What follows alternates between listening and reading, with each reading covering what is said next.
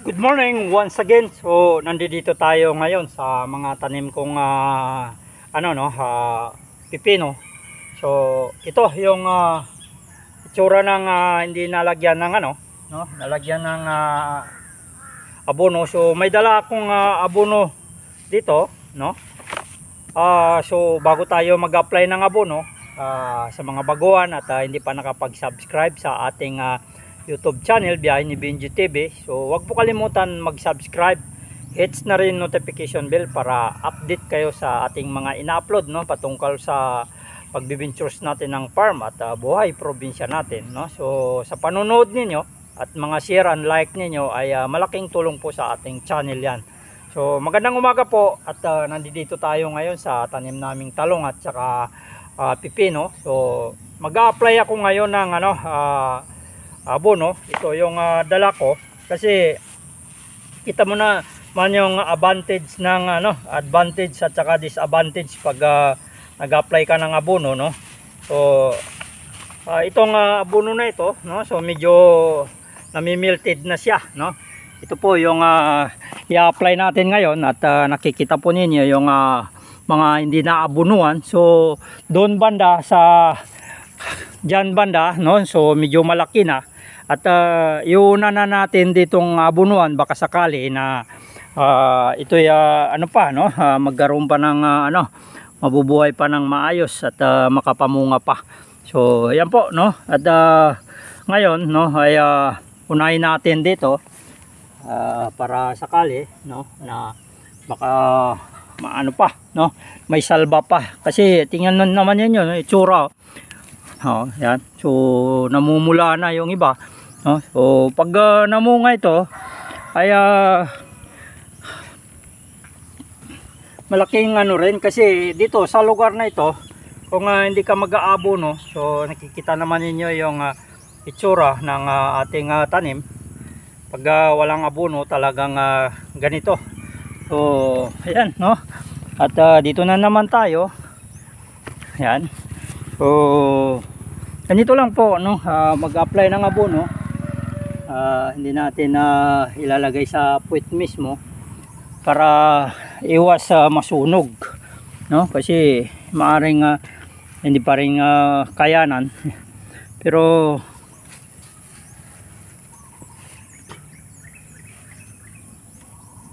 so ito baka sakali na maayos pa yung niya,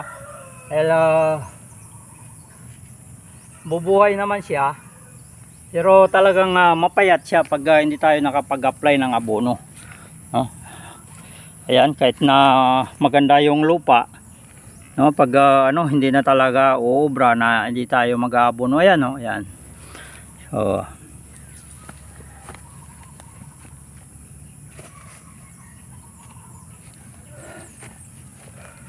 dito sa probinsya, kung kahit wala kang kahit na nasa probinsya ka, kung hindi ka magtatanim, wala ka ring maaani, no. Ito, yan. So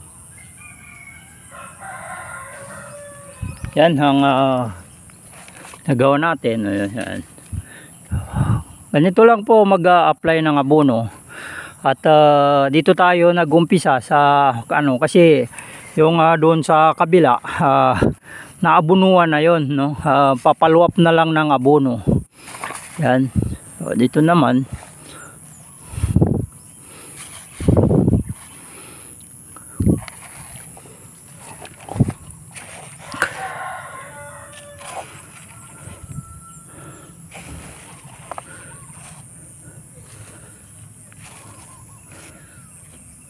so papaluap na lang natin tong linisin para yung dapat nga ay bago tayo nagbigay ng abono, nalinis muna yung puwit niya para yung nutrients na abono, no, ay sulong-sulo nung sulong-sulo nung ating tanim. Ayan, no, namumulaklak na yung tanim nating pipino. Kikita po ninyo, bawasan natin konti bahagya, no, yung puwit niya para makapaglagay tayo ng abono dito.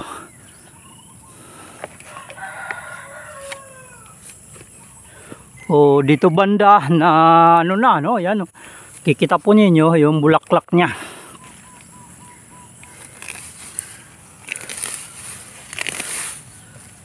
So, namumulaklak na, oh.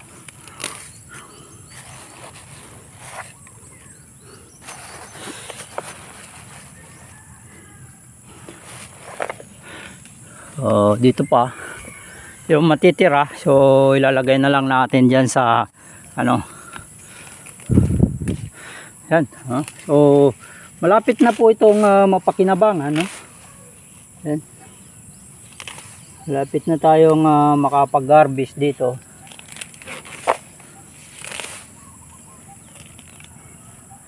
Nabawasan lang natin itong ano niya, para yung abono na ina-apply natin ay talagang siya lang ang kinabang, no? Pero pag ganyan, daming damo. So yan, oh, yung mga inaabunuan natin na kamati, mga namumulaklak na rin, no?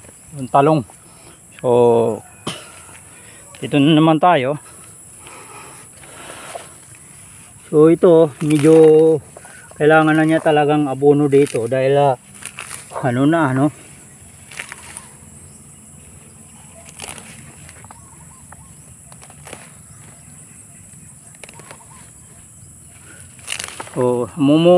na rin, namumulaklak na rin.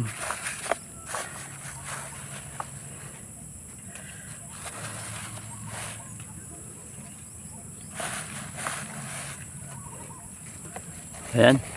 So dalawa na lang ito, so ito na lang, and the rest yung matitira natin, ubusin na natin dito sa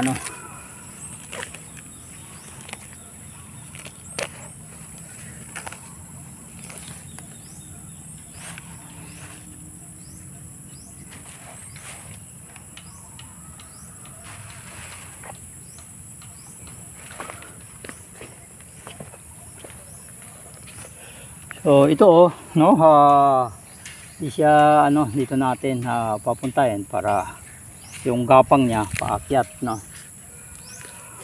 Marami itong tinanim kong pipino, pero anim na lang, ito lang ang nakasurvive itong anim.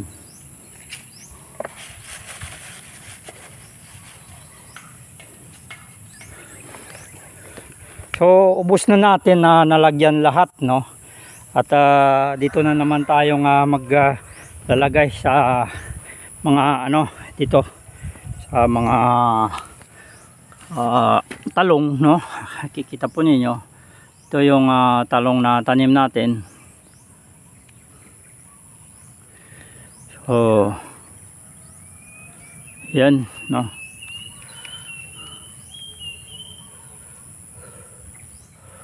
Okay, no. So meron pa tayong konting dito, no, natitira. So ilagay na natin diyan. At iba pa, no. Yan.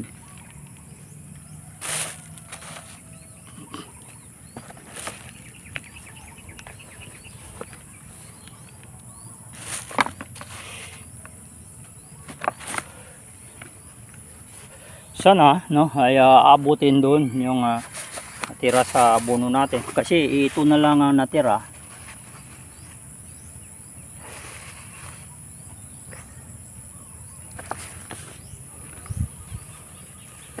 Ayan,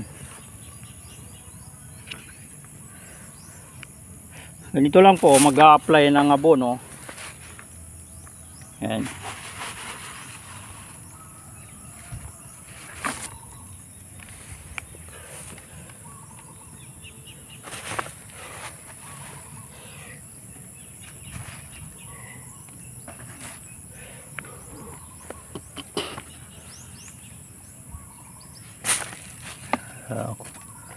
Ay, masabit, no.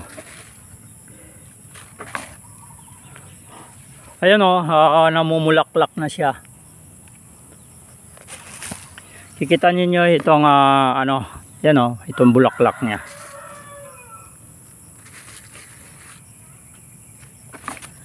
So kundi na lang, no, maring hanggang dyan lang tayo kaabot, no?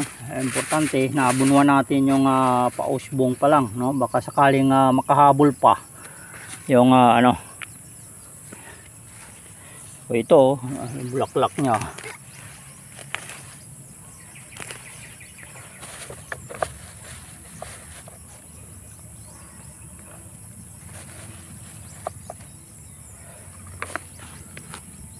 Oh, ito talaga ewan ko lang kung ano ito, no? Mas nauna na yung damo kaysa yung ano. Oh, hindi niya mabilis talaga yung damo na umusbong. So yan din natin ang abono, baka sakali na makahabol pa. So andito na tayo, konti na lang yung abono natin, no? So maaaring hindi maabunuan lahat. Ito.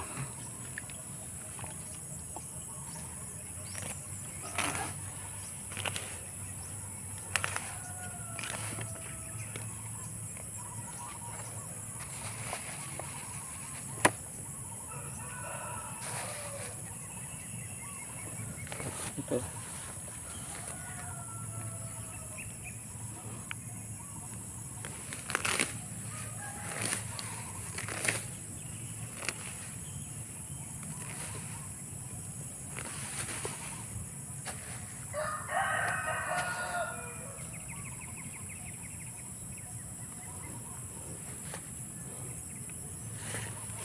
So, isa, dalawa, tatlo, apat, marami pa tayong hindi maabunuan, no?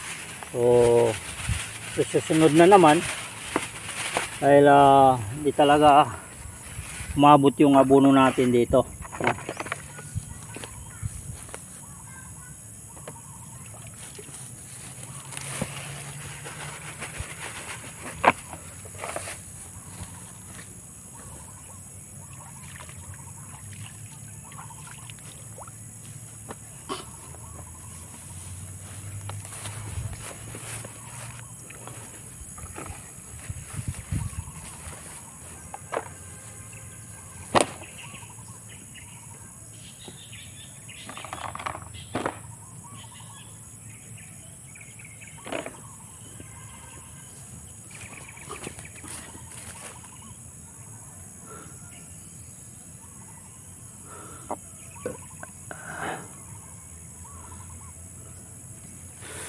So hanggang dito lang yung ating abono, no?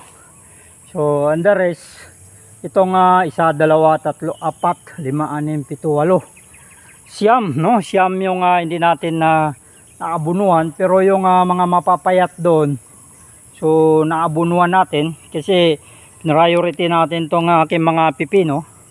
Kikita po ninyo yung pipino, no? Ito namumulaklak na siya, pero medyo hindi siya mataba kasi parang kinapos yung abono, yung nutrients ng abono, kain niya. Pero part dito, so maganda naman. Ayan. So yung balag na ginamit ko, so pumuto lang ako ng sanga ng kawayan at dito ko na sa bakod siguro paggagapangin. So yan po yung buhay ano natin, no? Buhay probinsya natin. At meron tayong munting tanim dito, kaya dito ko naisipan itanim yung natirang mga binhi ko dahil sa likod ng bahay ay hindi siya nabubuhay ng maayos kasi malimlim siya. So dito kahit papano pag sikat ng araw na arawan kagad. So yan po, at maraming salamat po sa inyong suporta. Sana po tuloy-tuloy lang ang inyong suporta. Subscribe and hits na notification bell para ma-update po kayo. So shout out sa ating mga kababayan Luzon, Visayas at Mindanao, no? At shout out pa rin sa ating mga kababayan mga OFW, mga kababayan po natin mga immigrants. Naway ligtas po tayong lahat at naway makamit natin yung ating mga pangarap sa buhay. Salamat po, salamat, no? Salamat. Magandang umaga po.